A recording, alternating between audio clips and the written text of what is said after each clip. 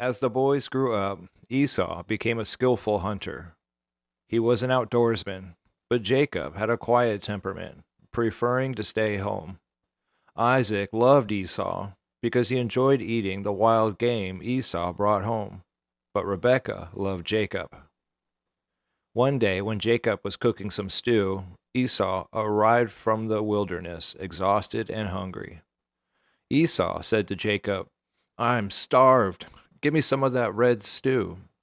This is how Esau got his other name, Edom, which means red. "All right," Jacob replied, "but trade me your rights as the firstborn son." "Look, I'm dying of starvation," said Esau. "What good is my birthright to me now?" But Jacob said, "First, you must swear that your birthright is mine." So Esau swore an oath, thereby selling all his rights as the firstborn son to his brother Jacob. Then Jacob gave Esau some bread and lentil stew. Esau ate the meal, then got up and left. He showed contempt for his rights as the firstborn. A severe famine now struck the land, as had happened before in Abraham's time. So Isaac moved to Gerar, where Abimelech, king of the Philistines, lived. The Lord appeared to Isaac and said, "Do not go down to Egypt, but do as I tell you. Live here as a foreigner in this land, and I will be with you and bless you. I hereby confirm that I will give all these lands to you and your descendants, just as I solemnly promised Abraham, your father. I will cause your descendants to become as numerous as the stars of the sky, and I will give them all these lands. And through your descendants, all the nations of the earth will be blessed.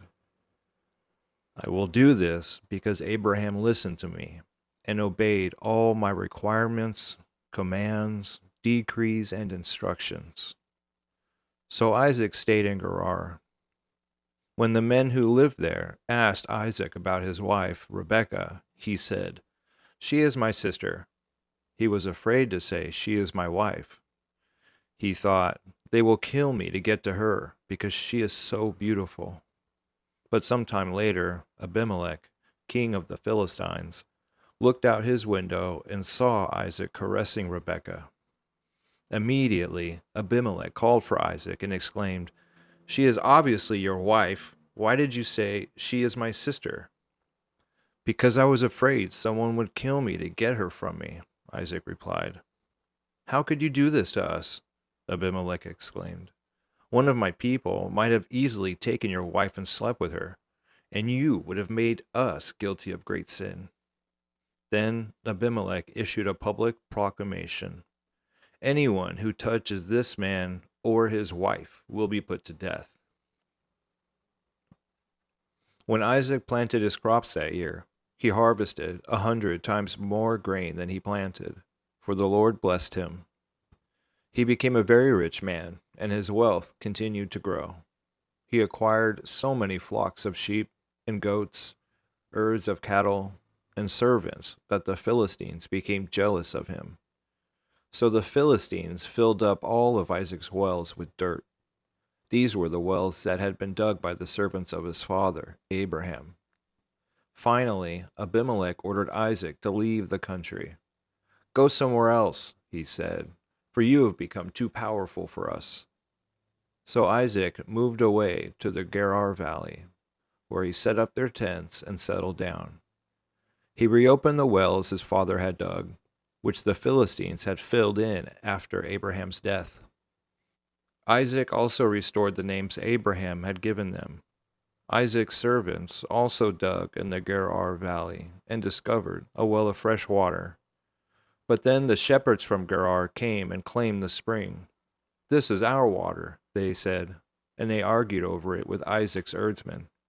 So Isaac named the well Esek, which means argument.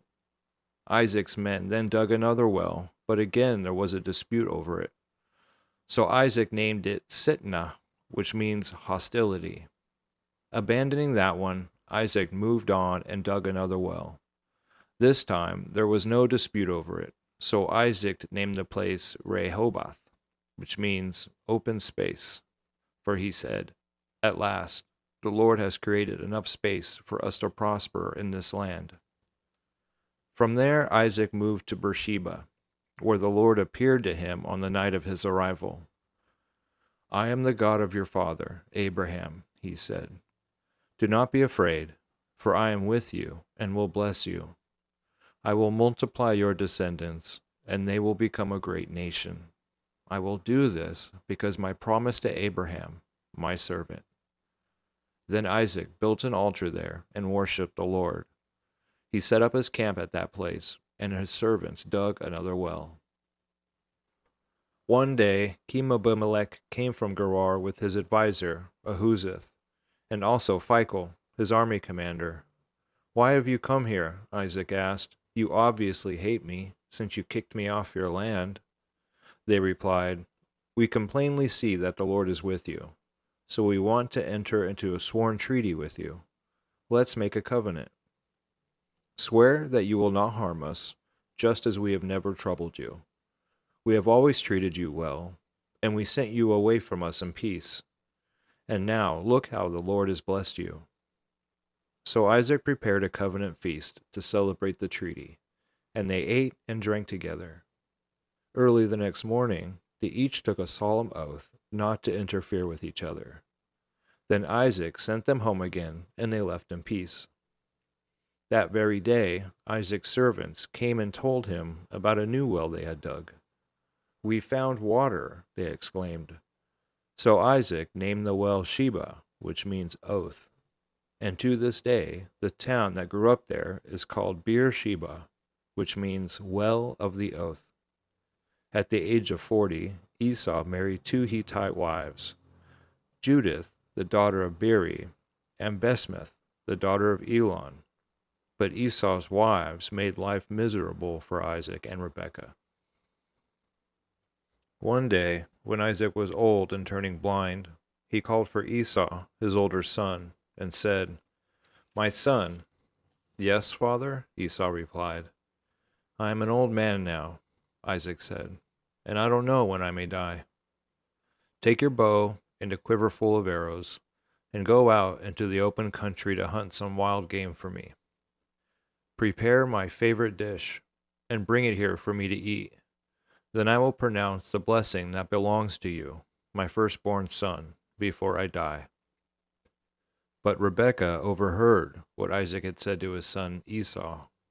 So when Esau left to hunt for the wild game, she said to her son Jacob, "Listen, I overheard your father say to Esau, 'Bring me some wild game and prepare me a delicious meal. Then I will bless you in the Lord's presence before I die.' Now, my son, listen to me. Do exactly as I tell you. Go out to the flocks and bring me 2 fine young goats. I'll use them to prepare your father's favorite dish. Then take the food to your father so he can eat it and bless you before he dies." "But look," Jacob said to Rebekah, "my brother Esau is a hairy man, and my skin is smooth. What if my father touches me? He'll see that I'm trying to trick him, and then he'll curse me instead of blessing me." But his mother replied, "Then let the curse fall on me, my son. Just do what I tell you. Go out and get the goats for me." So Jacob went out and got the young goats for his mother. Rebekah took them and prepared a delicious meal, just the way Isaac liked it. Then she took Esau's favorite clothes, which were in the house, and gave them to her younger son Jacob. She covered his arms and the smooth part of his neck with the skin of the young goats. Then she gave Jacob the delicious meal, including freshly baked bread. So Jacob took the food to his father. "My father?" he said. "Yes, my son," Isaac answered. "Who are you, Esau or Jacob?" Jacob replied, "It's Esau, your firstborn son. I've done as you told me. Here is the wild game. Now sit up and eat it so you can give me your blessing." Isaac said, "How did you find it so quickly, my son?" "The Lord your God put it in my path," Jacob replied. Then Isaac said to Jacob, "Come closer so I can touch you and make sure that you really are Esau." So Jacob went closer to his father, and Isaac touched him. The voice is Jacob's, but the hands are Esau's, Isaac said. But he did not recognize Jacob, because Jacob's hands felt hairy just like Esau's. So Isaac prepared to bless Jacob. But are you really my son Esau? He asked. Yes, I am, Jacob replied. Then Isaac said, Now, my son, bring me the wild game, let me eat it, and then I will give you my blessing. So Jacob took the food to his father, and Isaac ate it. He also drank the wine that Jacob served him. Then Isaac said to Jacob, Please come a little closer and kiss me, my son. So Jacob went over and kissed him. And when Isaac caught the smell of his clothes, he was finally convinced, and he blessed his son. He said, Ah, the smell of my son is like the smell of the outdoors, which the Lord has blessed. May many nations become your servants, and may they bow down to you. May you be the master over your brothers, and may your mother's son bow down to you. All who curse you will be cursed, and all who bless you will be blessed. As soon as Isaac had finished blessing Jacob, and almost before Jacob had left his father, Esau returned from his hunt. Esau prepared a delicious meal and brought it to his father. Then he said, Sit up, my father, and eat my wild game, so you can give me your blessing.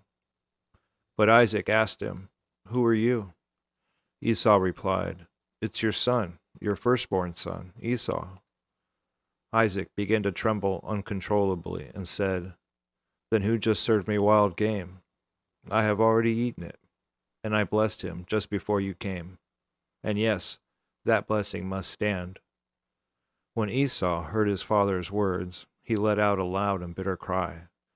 Oh, my father, what about me? Bless me, too, he begged. But Isaac said, Your brother was here, and he tricked me.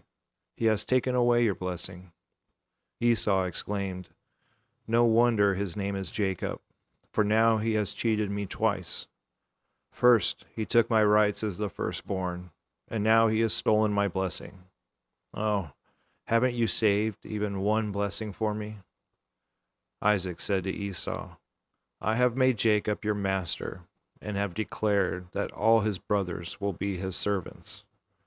I have guaranteed him an abundance of grain and wine. What is left for me to give you, my son? Esau pleaded, But do you have only one blessing? Oh, my father, bless me too. Then Esau broke down and wept. Finally, his father, Isaac, said to him, You will live away from the richness of the earth, and away from the dew of the heaven above. You will live by your sword, and you will serve your brother. But when you decide to break free, you will shake his yoke from your neck. From that time on, Esau hated Jacob, because their father had given Jacob the blessing. And Esau began to scheme, I will soon be mourning my father's death, then I will kill my brother Jacob. But Rebekah heard about Esau's plans, so she sent for Jacob and told him, Listen, Esau is consoling himself by plotting to kill you. So listen carefully, my son. Get ready and flee to my brother Laban in Haran. Stay there with him until your brother cools off. When he calms down and forgets what you have done to him, I will send for you to come back. Why should I lose both of you in one day? Then Rebekah said to Isaac, I'm sick and tired of these Hittite women. I would rather die than see Jacob marry one of them. So Isaac called for Jacob, blessed him, and said, You must not marry any of these Canaanite women. Instead, go at once to Paddan-Aram, to the house of your grandfather Bethel, and marry one of your uncle Laban's daughters. May God Almighty bless you and give you many children, and may your descendants multiply and become many nations. May God pass on to you and your descendants the blessings he promised to Abraham. May you own this land where you are now, living as a foreigner, for God gave this land to Abraham. So Isaac sent Jacob away, and he went to Paddan-Aram to stay with his uncle Laban, his mother's brother, the son of Bethuel, the Aramean.